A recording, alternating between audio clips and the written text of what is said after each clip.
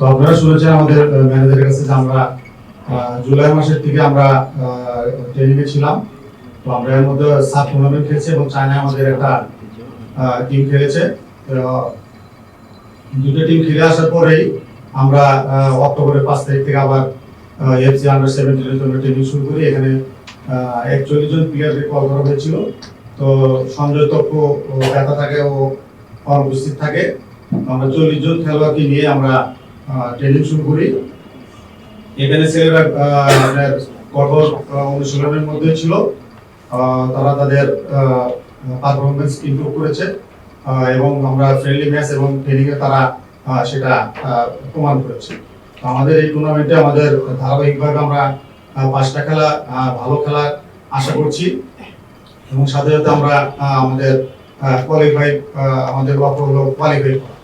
তো এখানে হলো আমরা আমাদের ছেলেদের যে তারা হলো এফসির আন্ডার 17 এশিয়ান স্টেজে তাদের যে পারফরমেন্স সেটা প্রমাণ করার একটা সুযোগ থাকবে। আমি আশা করি যে সেটা ছেলেরা খুব ভালোভাবেই করতে পারবে। তো আপনাদের মাধ্যমে দেশবাসীর কাছে দোয়া চাচ্ছি যাতে ছেলেরা একটা টিম হয়ে ডিসিপ্লিন হয়ে তারা এই টুর্নামেন্ট খেলতে পারে। আমরা কয়েকদিন আগে আপনারা জানেন যে সাব চ্যাম্পিয়নশিপ আন্ডার 17 এবং চীনের একটা আমন্ত্রণমূলক টুর্নামেন্টে আমরা দুইটা টিম দুই ভাগে খেলতে গিয়েছিলাম।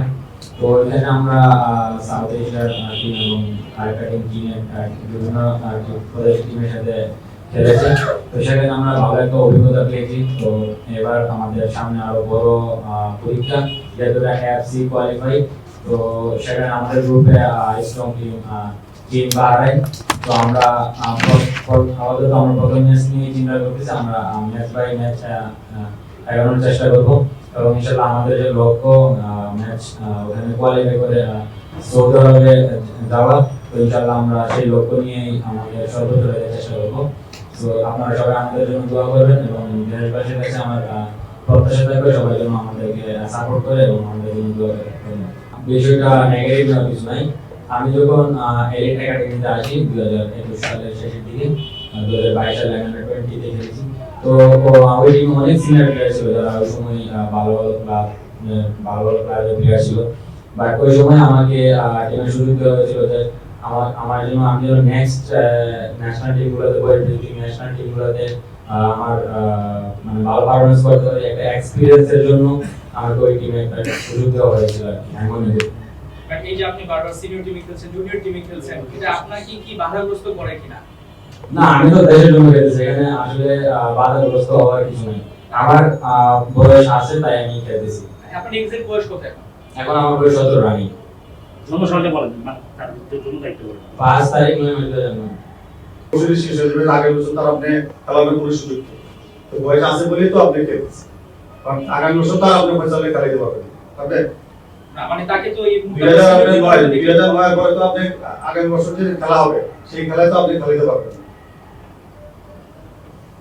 এতে মানে নতুনটা কি উঠে আসতে পারতেছে? নতুন নতুন সবাই আপনার চেষ্টা করতেছে এবং পাইপলাইনে যার যেখানে যোগ্যতা সে সেখানে খেলতেছে। আমাদের দুইটা টিমে আপনার হলো চায়না এবং শ্রীলঙ্কার দুইটা টিমই পারফরমেন্স ভালো করেছে, এটা আপনারা সবাই দেখেছেন। এবং আসার পরে এবং দুইটা টিমের 40 জন নিয়েই ট্রেনিং হয়েছে, তারা খুবই কম্পিটিটিভ ছিল। 40 জন থেকে আপনার হলো 23 জন বাছাই করেছে এবং যারা চায়নায় গিয়েছে সেখান থেকে আমাদের 5 জন খেলোয়াড় এই টিমে সাপের টিমে আপনার আমরা সুযোগ পেয়েছে। আমি মনে করি যে কম্পিটিটিভ ম্যাচ যদি ছেলেরা ডিসিপ্লিন, টিমওয়ার্ক এবং তাদের সর্বশক্তি দিয়ে খেলতে পারে, এখানে অসম্ভব কিছু।